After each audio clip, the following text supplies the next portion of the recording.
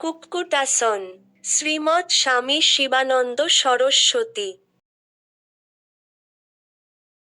কুক্কুটাসন বা মোরগ ভঙ্গি হল একটি উন্নত আসন, যেখানে পদ্মাসনে বসে হাতের তালু দুটি উরু ও পায়ের মাঝখান দিয়ে ঝুঁকিয়ে শরীরকে হাতের উপর ভর করে উপরে তোলা হয়, যা বাহু, কাঁধ ও বুক শক্তিশালী করে এবং ভারসাম্য আনে।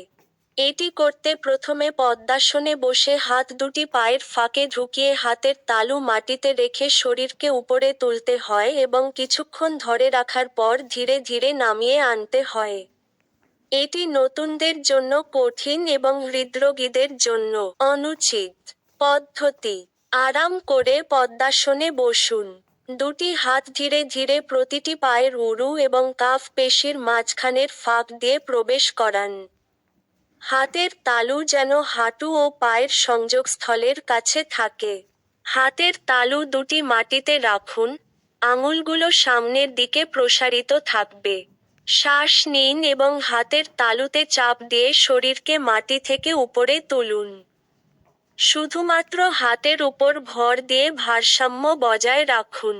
শরীর সোজা রাখুন। দৃষ্টি সামনের একটি নির্দিষ্ট বিন্দুতে স্থির রাখুন। পেট সক্রিয় রাখুন এবং কাঁধ ও কবজির উপর চাপ কমাতে ঘাড় সামান্য সামনের দিকে ঝুঁকে রাখতে পারেন।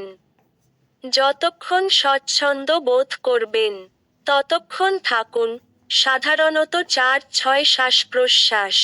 শ্বাস ছাড়ুন এবং ধীরে ধীরে শরীর নামিয়ে আনুন। হাত দুটি বের করে নিন এবং পা সোজা করে দণ্ডাসন বা আরামের ভঙ্গিতে বসুন।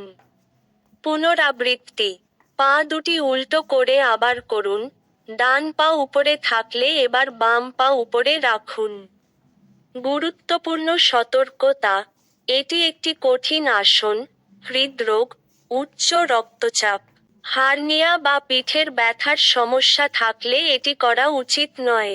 অত্যন্ত সতর্কতার সাথে এবং অভিজ্ঞ যোগ শিক্ষকের তত্ত্বাবধানে অনুশীলন করা উচিত।